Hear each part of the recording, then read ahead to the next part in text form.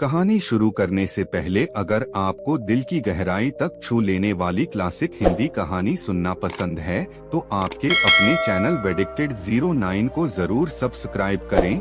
मुंशी प्रेमचंद की शैली में प्रस्तुत कहानी घमंड का पुतला अहंकार, शक्ति, सामाजिक सम्मान और मानवता की गहरी सीख देती है। यह कहानी एक धनी और अभिमानी व्यक्ति के जीवन में आए परिवर्तन की कथा है, जहां विपत्ति उसे सिखाती है कि धन और रुतबा नहीं बल्कि प्रेम, सहयोग और विनम्रता ही असली ताकत है। यह प्रेरणादायक हिंदी कहानी छात्रों, प्रतियोगी परीक्षाओं की तैयारी करने वालों और नैतिक शिक्षा में रुचि रखने वाले पाठकों के लिए विशेष रूप से उपयोगी।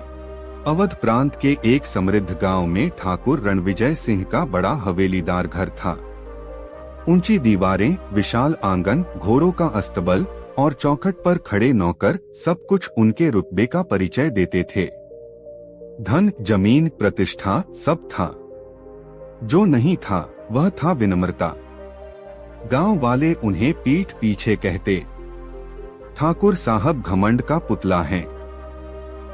ठाकुर रणविजय सिंह के पिता दयालु और न्यायप्रिय थे, पर पुत्र में कठोरता आ गई थी। वे किसानों से ऊंचा लगान लेते, छोटी भूल पर भी डांटते। एक दिन किसान रामू फोल्डेड हाथ खड़ा था। ठाकुर साहब, इस बार फसल कम हुई है, लगान थोड़ा कम कर दीजिए। ठाकुर ने तिरस्कार से देखा। मेरे खेत से कम नहीं निकला, तेरे खेत से कैसे कम हो गया? रामू की आंखें झुक गईं। हवेली के भीतर उनकी पत्नी सावित्री सब सुन रही थीं। वे कोमल स्वभाव की थीं। बोली, जी थोड़ी दया भी जरूरी है। ठाकुर हंस पड़े।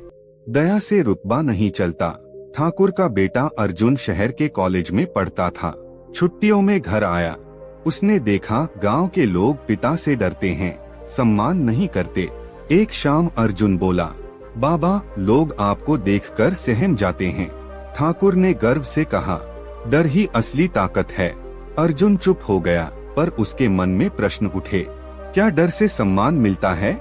उस वर्ष बरसात कम हुई, तालाब सूख गए, खेत फट गए, गांव में संकट छा गया। किसान फिर ठाकुर के दरवाजे पहुँचे। साहब इस बार लगान माफ कर दीजिए। ठाकुर का चेहरा सख्त हो गया।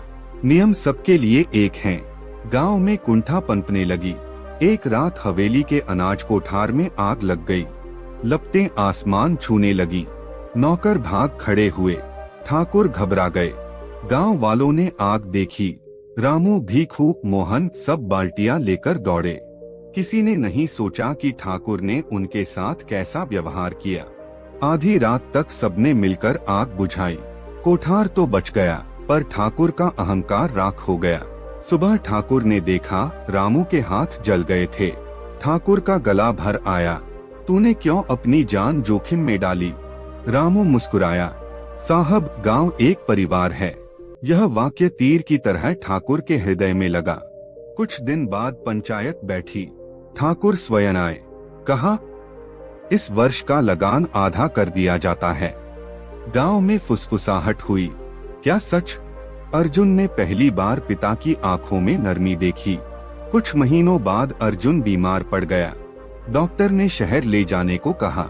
रास्ता कच्चा था, गाड़ी फंस गई। गांव के लोगों ने कंधों पर उठाकर अर्जुन को सड़क तक पहुंचाया। ठाकुर की आंखें नम थीं। उन्होंने मन ही मन कहा, जिसे मैं तुच्छ समझता था वही मेरा सहारा है। अर्जुन स्वस्थ होकर लौटा। हवेली में छोटा सा समारोह रखा गया। ठाकुर ने सबके सामने कहा, आज मैं स्वीकार करता हूँ कि मैं घमंड का पुतला था। धन और ताकत ने मेरी आंखों पर पर्दा डाल दिया था, पर असली ताकत प्रेम और सहयोग में है। गांव स्तब्ध था। रामू आगे बढ़ा, साहब हमें आपका साथ चाहिए, अहंकार नहीं। ठाकुर ने रामू को गले लगा लिया। समय के साथ हवेली की दीवारें तो वही रहीं, पर भीतर का वातावरण बदल गया। ठाकुर अब पंचायत में सबकी सुनते। विद्यालय बनवाया, तालाब खुदवाया। गांव वाले कहते, घमंड का पुतला टूट गया और उसकी जगह इंसान खड़ा हो गया। कहानी का संदेश, घमंड इंसान को अकेला कर देता है, सच्ची ताकत प्रेम और सहयोग में है। समय और विपत्ति सबसे बड़े शिक्षक हैं।